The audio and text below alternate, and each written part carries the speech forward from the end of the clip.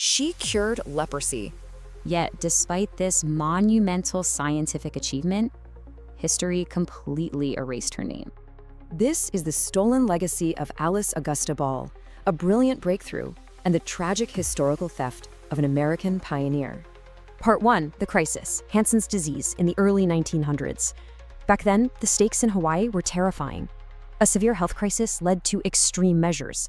Patients were forcibly exiled from their homes to the isolated Kalaupapa settlement. The cause of this exile was Hansen's disease, a severe bacterial infection.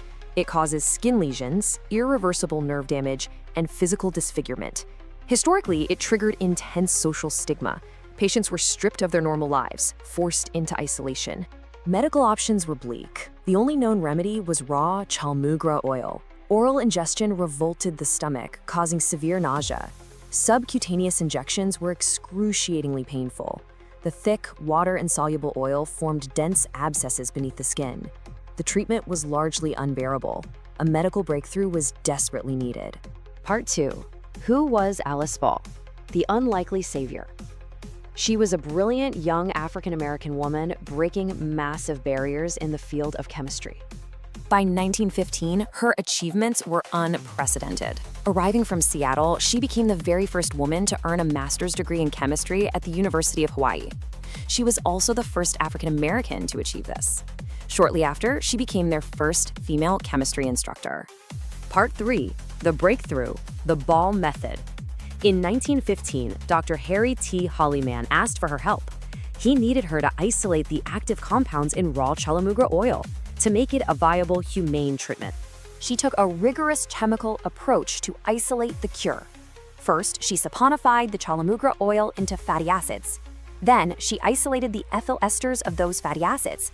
This crucial step created a water-soluble, highly absorbable extract.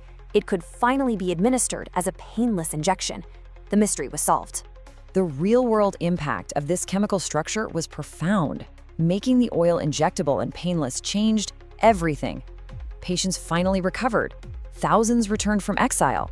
This exact formula became the premier treatment for Hansen's disease globally. It reigned supreme until sulfone drugs arrived in the 1940s.